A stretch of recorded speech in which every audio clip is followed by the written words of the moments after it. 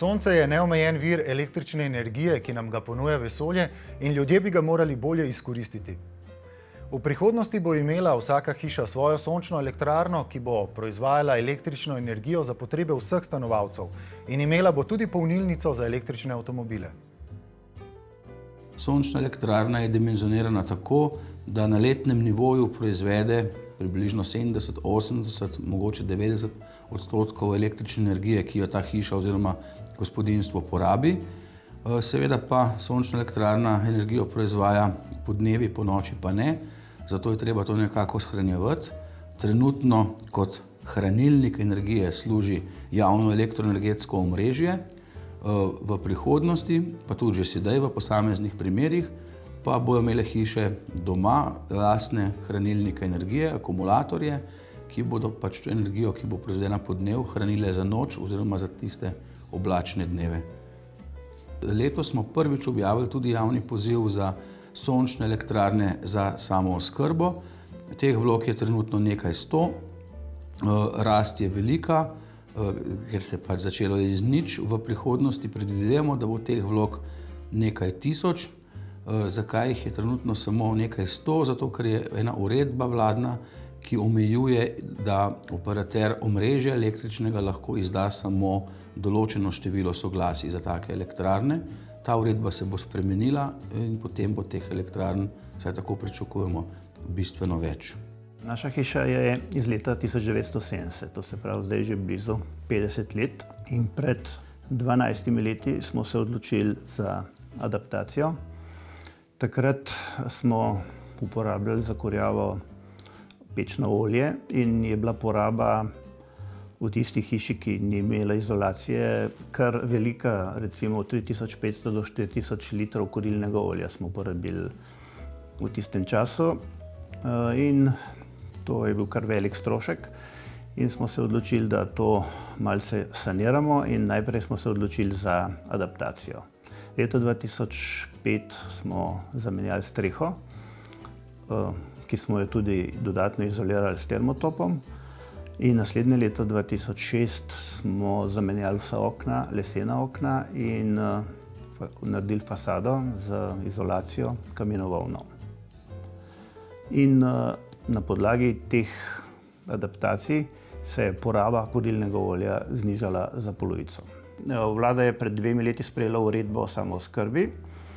Jaz takoj to nisem niti vedel, točno pred 1 letom, novembra lani, sem pa zvedel za to in sem začel to študirati in sem ugotovil, da glede na to, da smo kar velik porabnik elektrike in da imam namen tudi kupiti električni avto, da bi bilo pa mogoče zanimivo imeti tudi svojo sončno elektrarno. Odločil sem se za 11 kW, največjo možno, in v 19. junija smo jo priključili. Tako da elektrarna zdaj bo kmalu, zdaj bo pol leta, kar deluje, in do zdaj je proizvedla skoraj 6 MW elektrike. In ker ta uredba o samooskrbi določa, da se 31. decembra naredi obračun, kaže, da se bo približno išlo oziroma nekaj malega bo treba elektrike doplačati. Seveda vemo, da je poraba proizvodnja elektrike poleti bistveno boljša. Recimo lep poletni dan proizvedemo od 60 do 70 kWh. Zdajle v teh dneh, ko je pa slabo vreme, pa še nekaj snega, pa seveda bistveno manj. Ampak glede na to, da je samooskrba narejena tako, da se to letno obračunava, to ni problem, to je vkalkulirano in letna proizvodnja bo taka, kot je bila ob izračunih predvidena. Ko bomo imeli, kar se obeta v naslednjih nekaj letih, veliko električnih avtomobilov, bo tudi doma potrebno imeti tako imenovane pametne električne polnilnice, v katerih bo pa možno določiti, koliko časa. Ko boš prišel domov, vtaknil vtikač v vtičnico polnilnice, bo možno določiti, ali se ti mudi, se boš čez 2 uri naprej peljal, ali imaš časa celo noč. In ta pametna polnilnica ima tudi komunikacijo z števcem električne energije, tako da se polni tako, da ko drugi porabniki v stanovanju oziroma v hiši ne rabijo energije, takrat se avto polni, ko druge prižgemo, se avto polni malo manj in to pač poteka tako, da je to optimalno z vidika električnega omrežja. Trenutno število registriranih električnih vozil kategorije M1 se pravi, to so čista električna vozila, ki jih poganja zgolj električna energija, ocenjujemo okoli 700 vozil trenutno v Sloveniji. To govorim za stanje konec novembra 2017. Zanimanje, vsak uporabnik električnega vozila je tudi ambasador e-mobilnosti. Kajti zanimanje je, na vsaki polnilnici te ustavijo ljudje, sprašujejo, kakšen je domet, a se pelje normalno in tako dalje.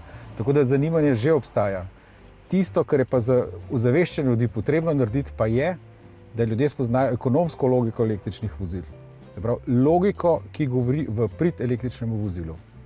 Občani lahko pridobijo nepovratne subvencije in pa tudi ugodne kredite na ekoskladu za različne ukrepe za povečanje energetske učinkovitosti na stavbi, za proizvodnjo energije z obnovljivih virov in pa tudi za električne avtomobile.